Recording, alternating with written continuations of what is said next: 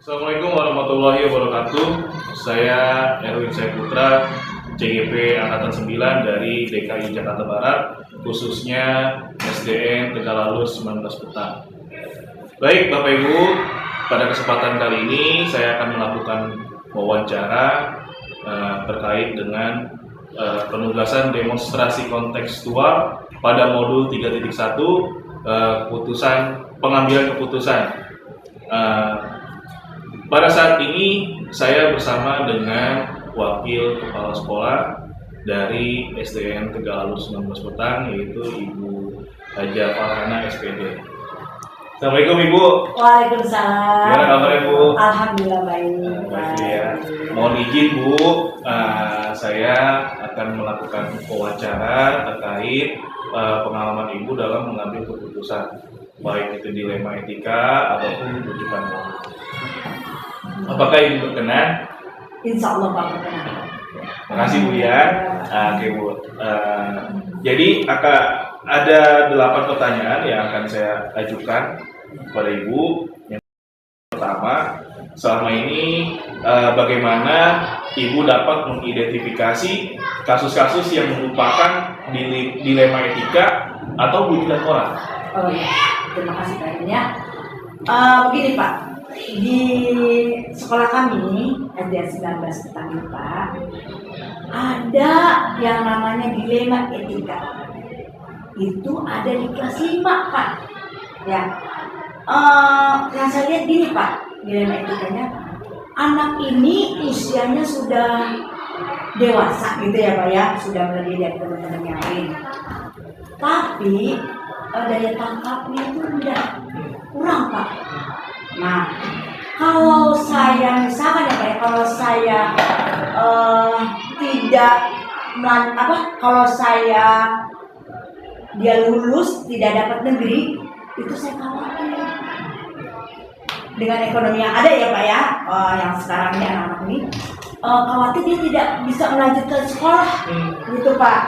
Terus yang kedua lagi, kalau saya tetap tahan dia itu, nah kan usianya sudah dewasa, begitu Pak. Itu tuh yang dilema etika yang saya hadapi Pak sekarang gitu. Ya, itu aja Pak. Ya. Pertanyaan berikutnya Bu, selama ini bagaimana Ibu menjalankan keputusan di sekolah, terutama untuk kasus-kasus di mana tuh ada dua kepentingan yang sama benar atau sama-sama mengandung nilai kebajikan? Oh ya Pak. Kalau saya mengambil keputusan gitu ya dari tadi, biasanya itu di sekolah kami itu dengan cara bermusyawarah. Ya, bermusyawarah dengan lingkungan sekolah. Gitu, dengan lingkungan sekolah gitu. Itu Langkah-langkah atau prosedurnya bagaimana? Nah, kalau langkah-langkahnya saya pertama ini yang pertama kita panggil guru kelasnya dulu. Guru kelas 5 kan, anak kelas 5 nih Pak, saya panggil guru kelasnya. Sudah saya panggil, duduk dia di kelas dengan saya, dan saya tanya bagaimana nih anak, di kelasnya bagaimana, apakah rajin dia sekolahnya, gitu kan Pak ya. Dan yang kedua, saya panggil wali murid. Nah, anak tersebut, saya panggil wali murid, saya bicarakan bagaimana selanjutnya, bagaimana nih dengan baiklah gitu ya Pak ya, dengan cara bermusyawarah, panggil guru kelas, panggil wali muridnya, terus lagi dengan guru-guru yang lainnya nih, guru-guru sebelumnya gitu Pak ya, kelas 4, kelas 3, itu saya musyawarahin bersama-sama, gitu Pak. Ya. Lalu hal apa saja yang selama ini Ibu anggap efektif dalam mengambil keputusan? Oh iya, hal yang paling efektif dan itu merupakan jalan keluar yang terbaik itu Pak ya, itu dengan cara bermusyawarah. Bermusyawarah Pak, tadi tuh dengan wali murid, dengan guru-guru, pokoknya yang ada di lingkungan gitu Pak. Terus menurut Ibu hal apa saja yang menjadi tantangan dalam mengambil keputusan dari kasus dilema etika? Oh iya, kalau dilihat dari tantangannya Pak, sebenarnya saya tuh ada dua ya Pak ya, dari dalam dan dari luar. Kalau dari dalam, saya melihat psikologis anaknya Pak. Saya merasa takutnya nih anak aduh saya bilang usia saya udah tua, kalau saya nggak naik gimana ya gitu Pak ya. Saya jadi dari psikologis jiwa anaknya tuh. Yang kedua itu Pak dari luar, yaitu ini saya tuh biasanya dengan wali murid yang lain saya kasih pengertian. Nah jadi wali murid yang lain jangan merasa ini anak bodoh gitu ya, nggak pintar-pintar banget kok naik lagi gitu ya. Nah, saya kasih pengertian tuh Pak. Gitu. Saya undang mereka, saya kasih pengertian pengarahan ini tentang kasus ini gitu Pak. Baik, tanya selanjutnya Bu. Dari kasus ini, apakah Ibu mempunyai tata krala atau jadwal atau prosedur ya yang sudah terencana, atau memang kasus ini langsung diselesaikan di tempat, atau Ibu punya cara lain? Ya. Sebenarnya gini Pak, kalau ada jadwalnya itu, ya kita ada jadwal Pak. Ya jadi dengan saya lihat ada kasus seperti ini, nah saya langsung dan merespon. Saya undanglah guru-guru, kita kumpul bisa di hari Senin, saya kumpulkan guru-guru, saya bicarakan masalah ini. Nah kalau satu lagi Pak, dengan wali murid juga saya undang dengan ada jadwalnya, ya, dengan guru dan wali murid terjadwal ya Pak. Ya. Berikutnya Bu, Ya. Adakah seseorang atau faktor-faktor lain yang selama ini mempermudah Ibu dalam mengambil keputusan dalam kasus di Lima itu? Oh iya, banyak Pak yang bantu saya. Alhamdulillah Pak ya, dengan kasus tersebut ya Pak di Lima itu, terutama guru-guru kita saling bersama-sama lah, gitu dengan lingkungan sekolah, guru dan wali murid itu sangat membantu dengan kasus ini ya Pak ya. Ya itu Pak. Baik. Yang terakhir nih, apa pembelajaran yang dapat Ibu petik dari pengalaman Ibu dalam mengambil keputusan dilema etika? Ya. Dalam saya mengambil keputusan dan pembelajaran ya Pak ya dalam dilema etika ini, pembelajarannya yaitu satu, dengan cara bermusyawarah itu akan selesai semuanya. Musyawarah dan komunikasi Pak, itu beres insya Allah Pak. Semua masalah diselesaikan dengan baik dengan bermusyawarah. Itu yang saya rasakan itu aja Pak. Ya, dan saya juga dengan bermusyawarah itu saya jadi bisa berpihak kepada si anak. Kesian kan anak ini Pak ya, sudah usia sudah dewasa, namun saya tetap membuat dia naik kelas dan dia ke SMP selanjutnya, SMP negeri kita. Baik, Ibu, terima kasih banyak atas waktunya pada hari ini. Dari jawaban-jawaban Ibu yang sangat luar biasa menurut saya. Mudah-mudahan kelak suatu saat nanti saya dihadapkan untuk mengambil keputusan, saya bisa meniru atau menginspirasi dari pengalaman Ibu. Sekali lagi saya ucapin mohon maaf dan terima kasih ya sebanyak-banyaknya. Ya, terima kasih ya sama-sama Pak Erwin. Semoga Pak Erwin sukses ke depannya. Amin. Assalamualaikum warahmatullahi wabarakatuh. Perkenalkan, saya Erwin Putra, CGP Angkatan 9 dari DKI Jakarta Barat, khususnya SDN Tegalalur 19 Petang.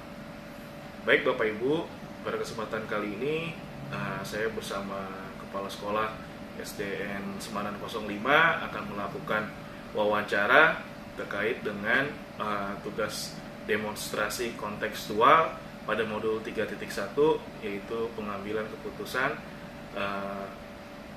dengan nilai-nilai kebajikan. Baik, Bapak Ibu, langsung saja kita lakukan wawancara bersama Kepala Sekolah SDN Semanan 05, yaitu Ibu Haja Eti Suharti SPD MM. Assalamualaikum Ibu, bagaimana kabarnya Ibu? Waalaikumsalam, alhamdulillah sehat. Ya, selamat datang Pak Erwin di SDN Semanan 05. Ibu siap membantu wawancara, ya mudah-mudahan bisa membantu tugas-tugas Bapak. Silakan. Ya. Terima kasih Ibu.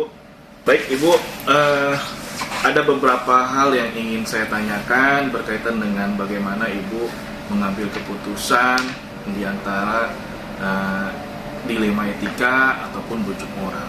Baik Bu. Yang pertama, selama Ibu menjadi kepala sekolah di SDN Semanan 05, apakah Ibu dapat mengidentifikasi kasus-kasus yang merupakan dilema etika ataupun bujukan moral? Ya, baik,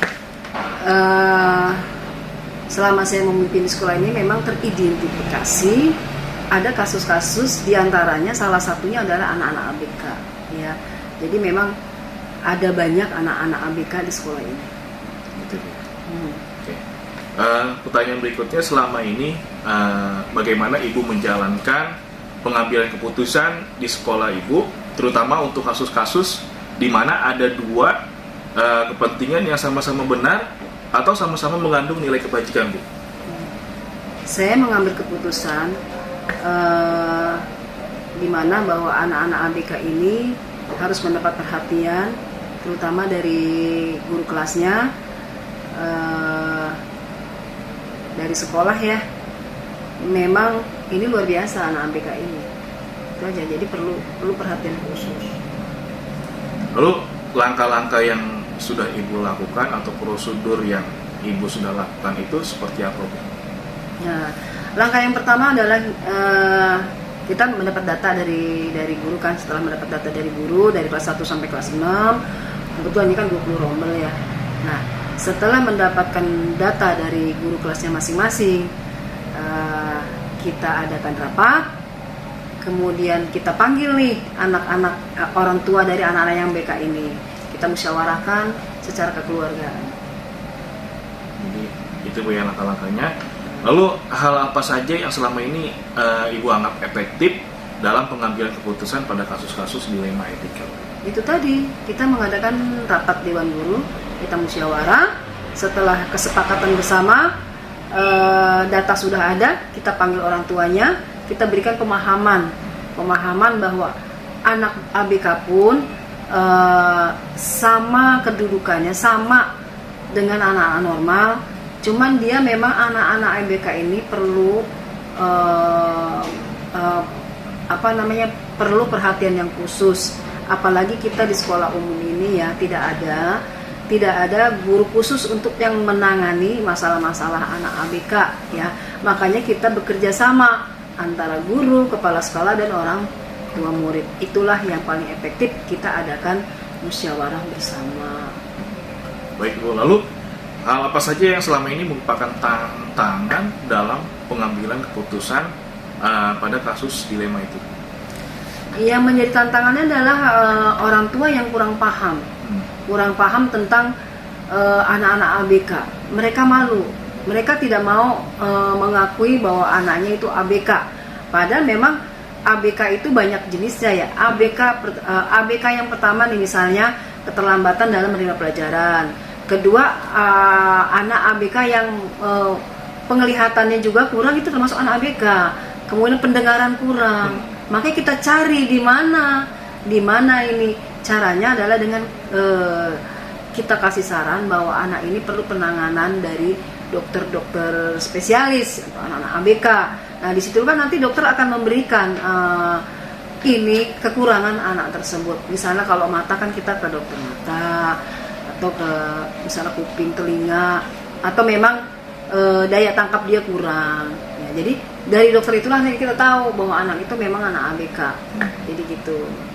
Lalu dalam kasus ini, dalam menyelesaikan kasus ini, apakah Ibu mempunyai tata krama atau jadwal dalam menyelesaikan kasus dilema, atau Ibu langsung pada saat itu juga menyelesaikannya, atau Ibu punya bentuk atau prosedur yang tersendiri dalam menyelesaikan masalah ini?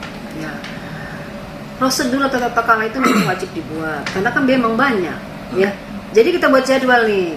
Nah, kita buat jadwal mau kelas berapa dulu, ya. Kita panggil orang tuanya, kita kasih pemahaman ya, supaya orang tua itu mau menerima bahwa anaknya ABK kemudian mau ke dokter. Ya. Ya memang mereka berat di biaya, terus terang aja. Memang kan anak-anaknya di sini emang anak-anak yang kurang mampu. Itu saja, ada jadwal dan prosedurnya. Jadi dibentuk dulu jadwalnya Bu ya, agar bisa bersama-sama berdiskusi gitu kan, menemukan jawabannya. Lalu Bu, kira-kira ada gak sih seseorang atau faktor yang Ibu rasa ini sangat membantu dalam menyelesaikan kasus ini? Ada, ya pasti ada. Ya tadi guru dan orang tua. Tua ya Bu ya. Yang apa namanya membantu gitu ya, sebetok. Bu, terakhir Bu, pertanyaan yang saya akan ajukan kepada Ibu dari kasus dilema etika ini, pembelajaran apa sih Bu yang dapat Ibu petik dari keputusan dilema etika? Ya, yang dapat saya petik ini bahwa memang anak-anak ABK ini ya perlu kita perhatikan ya, tidak boleh membeda-bedakan antara yang normal dengan anak ABK, dan kita perlu komunikasi dengan orang tua murid dan juga sering sharing ke gurunya supaya masalah ini ada jalan solusinya dan anak bisa menyelesaikan sekolah dasar ya, bisa lulus dari sekolah dasar ini, bisa melanjutkan ke jenjang berikutnya. Jadi itulah yang dapat saya petik. Kita tidak boleh membeda-bedakan anak ABK ini. Mereka juga luar biasa. Mereka punya kelebihan. Ya, itu. Baik, Ibu juga luar biasa Bu memberikan keputusannya gitu kan. Terima kasih. Jadi kita tidak boleh membeda-bedakan bahwa anak ABK dengan normal sama aja Bu ya, intinya ya, mempunyai kompetensi yang apa namanya unggul gitu. Ya, bisa jadi mereka lebih unggul dari anak-anak yang normal. Tuh. Baik Bu, itu aja yang dapat saya ajukan pertanyaannya. Saya ucapkan pertama adalah rasa mohon maaf ini udah mengganggu waktunya Ibu, dan saya ucapin terima kasih atas ilmu yang Ibu berikan kepada saya, memberikan pandangan bagaimana sih dalam mengambil keputusan yang ini merupakan dilema etika. Gitu. Jadi ya, untuk hari ini saya merasa sangat senang dan luar biasa. Cukup sekian, terima kasih. Assalamualaikum warahmatullahi wabarakatuh. Waalaikumsalam warahmatullahi wabarakatuh.